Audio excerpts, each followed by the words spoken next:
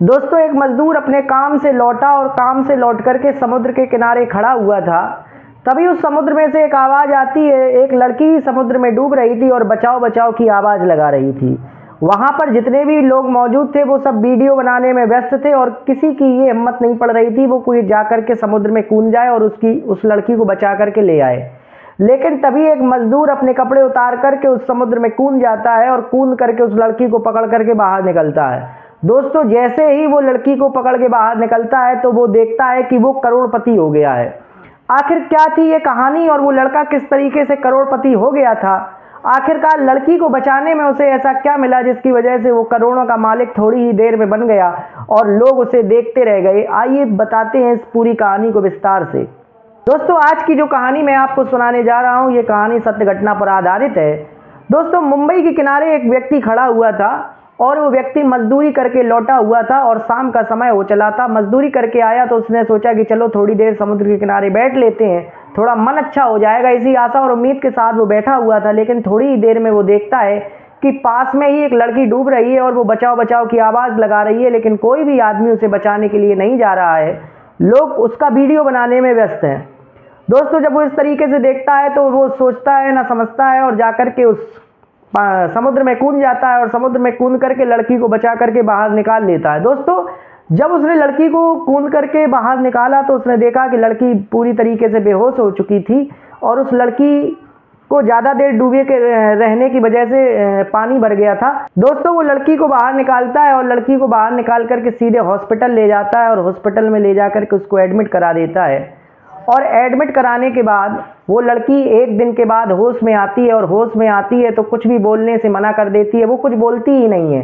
लोग उससे पूछते हैं कि तुम कौन हो और किस तरीके से तुम वहाँ पर डूबे थे, तो वो मौन हो जाती है। ऐसा लग रहा था जैसे उसे कुछ याद ही नहीं है।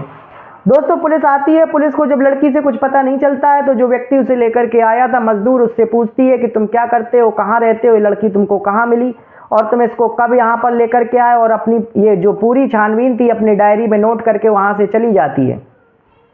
दोस्तों, लड़की को होश आता है। लड़की किसी को भी नहीं पहचान रही थी। वो व्यक्ति अब मजबूरी में उस लड़की को अपने साथ ले जाता है और ले जाकर के उसकी एक टूटी झोपड़ी थी, उस टूटी झोपड़ी में जाकर के रख देता है और रखने के बाद उसको खाना पीना देता है और वो लड़की उस लड़के के साथ रहने लगती। दोस्तों, 3 दिन के बाद वो लड़की उस मजदूर से पूछती है कि आखिरकार तुमने मुझे क्यों बचाया और तुम्हें मुझे बचाने की क्या ज़रूरत थी? तो वो मज़दूर कहता है कि मैंने तो इसलिए बचा लिया कि कहीं कोई ऐसा तो नहीं, कोई हादसा तुम्हारे साथ हो जाए, और लोग कोई बचाने नहीं आ रहे थे, लोग वीडियो बनाने में व्यस्त थे, तो मैं कूद करके तुमको बचाने के लिए आ गया। दोस्तों, इसके बाद वो लड़की कहती है कि तुमने मुझे बचा करके अच्छा नहीं किया और मैं मरना चाहती थी और मुझे मर जाने देते। तो वो व्यक्ति पूछता है कि आखिरकार क्या हुआ, तुम कहाँ की रहने वाली हो और ऐसा क्यों करना चाहती? तो बताती है कि मैं गुजरात की रहने वाली हूँ और मेरे पिताजी एक बहुत बड़े व्यापारी हैं और उनका करोड़ों रुपए का व्यापार है और वो मेरी शादी किसी लड़के से कराने जा रहे थे और मैं नहीं करना चाहती थी। मैंने अपने पिताजी को बहुत बार समझाया था लेकिन उन्होंने मेरी बात पर ध्यान नहीं दिया और अंत में थक हार कर जब मैं उन्हें नहीं समझा पाई तो मैंने ये निर्णय लिया कि अब मैं अपने जीवन को ही समाप्त कर दूंगी, क्योंकि इससे अच्छा है कि वो मेरा जीवन समाप्त करें, उससे अच्छा ये है कि मैं अपना खुद ही जीवन को समाप्त कर लेती हूँ। और इस वजह से मैं अपने घर से भाग आई थी और घर से भाग करके मैंने समुद्र में छलांग लगा दी थी, लेकिन तुमने मुझे बचा लिया और अब मेरे पिताजी मुझे ढूंढेंगे और फिर से मेरी शादी वहीं पर करा देंगे।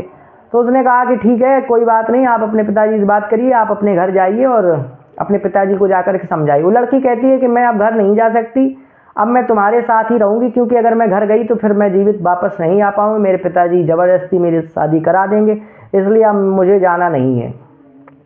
दोस्तों, अब वो लड़का करता तो क्या करता, कहता ठीक है भाई, नहीं जाना चाहते हो तो तुम यहाँ रहो। जब उसको पता चला कि वो लड़की करोड़पति परिवार से है तो वो अपने रोज़ मजदूरी पर जाता, मजदूरी से जाकर के खूब मेहनत से काम करता, मेहनत से काम करने के बाद उसको कुछ पैसे मिलते और उन पैसों से वो होटल से खाना लेकर के आता, होटल से खाना लेकर के आता, उस लड़की को खिलाता और खुद भी खाता।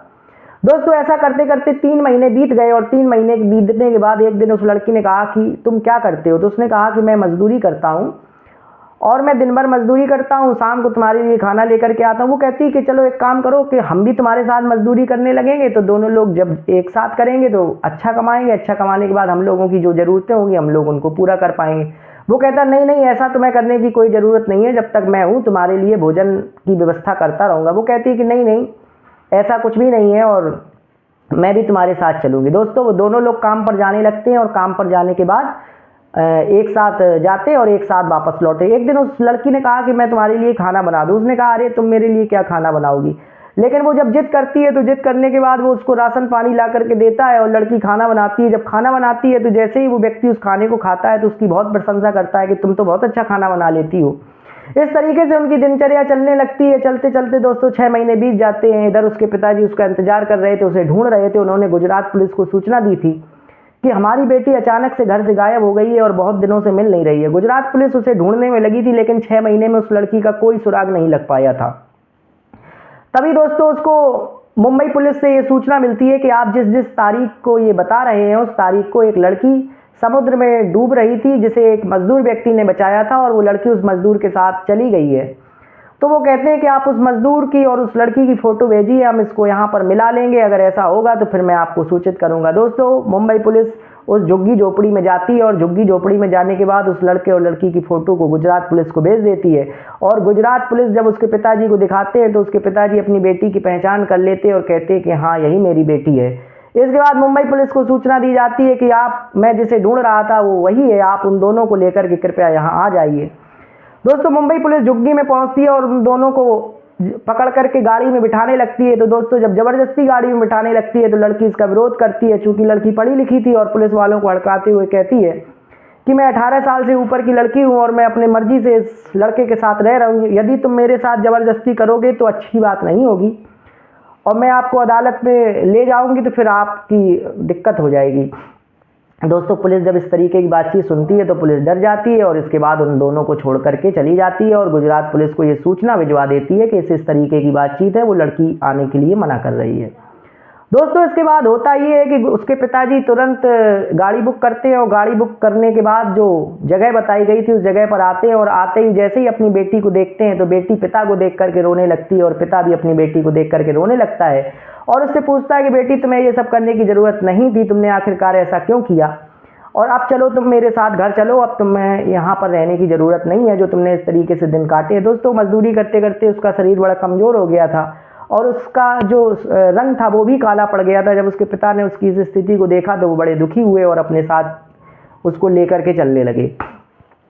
दोस्तों जब उसके पिता उसको अपने साथ लेकर के चलने लगे तो बेटी ने मना कर दिया कि पिताजी मैं आप अकेली नहीं जाऊंगी, ये जो हैं ये भी हमारे साथ चलेंगे और मैं इनसे शादी करना चाहती हूँ और मैं इनके साथ 6 महीने रही हूँ, मुझे किसी प्रकार की कोई दिक्कत नहीं है। ये मुझे चाहते भी बहुत हैं, भले ही कम कमाते हैं लेकिन हमारा पूरा ध्यान रखते हैं। तो मैं एक ऐसे लड़के से शादी करना चाहती थी जो मेरी कदर करे, मेरा ध्यान रखे। आप मेरी ज़बरदस्ती शादी करा देते, मैं खुश ना रह पाती, इसलिए मैं घर से भाग आई थी और मैंने इस तरीके का कदम उठाया था। दोस्तों थोड़ी देर उसके पिताजी सोचते हैं, हैरान रह जाते हैं कि एक मजदूर से अपनी बेटी की शादी कैसे करा दूं, लेकिन कुछ सोच समझते हैं और सोचते हैं कि आखिरकार कहीं फिर ऐसा ना हो कि मेरी बेटी फिर कहीं कोई एक ऐसा कदम उठा ले जिससे हमें कोई दिक्कत हो, तो क्यों ना हम इसके मन का ही कर देते हैं। और ऐसा कहने के बाद कहते हैं ठीक है बेटी, और उस लड़के को लेकर के अपने घर आते हैं। घर आने के बाद अपना जो व्यापार और कारोबार था उस लड़के को सौंपते हैं और जब अपना व्यापार और कारोबार उस लड़के को सौंपते हैं तो थोड़े ही दिनों में वो लड़का काफ़ी तरक्की कर लेता है, काफ़ी प्रगति कर लेता है, पूरे मन से काम करता है। जब वो इस तरीके का देखते हैं तो बहुत प्रसन्न हो जाते हैं, बहुत खुश हो जाते हैं और धीरे धीरे पूरा व्यापार, पूरा अपना कारोबार उस लड़के को सौंप देते हैं और अपनी बेटी की उस लड़के से शादी करा देते हैं और दोनों हंसी खुशी रहने लगते हैं। तो दोस्तों एक व्यक्ति जिसने समुद्र में कूद करके एक लड़की की जान बचाई, बिना किसी जाने, बिना उस लड़की को पहचाने, केवल मानवीय उद्देश्य से, और जैसे ही 6 महीने वो जानता था कि वो लड़की करोड़पति है, लेकिन 6 महीने तक उसने उससे कोई उम्मीद नहीं रखी और आखिरकार एक दिन वो उस लड़की के माध्यम से करोड़पति बन ही गया। तो दोस्तों हमारे जीवन में बहुत सारी ऐसी घटनाएं होती हैं, कब कौन सी घटना हो जाए जो हमें कहां से कहां ले जाए। इसलिए ईश्वर पर भरोसा रखना चाहिए, अपने काम को बड़ी ईमानदारी से करना चाहिए। इस कहानी को सुनाने का उद्देश्य केवल और केवल यही था। आपको कहानी कैसी लगी कमेंट बॉक्स में ज़रूर बताइए। दिल की गहराइयों से आपका बहुत बहुत धन्यवाद। नमस्कार।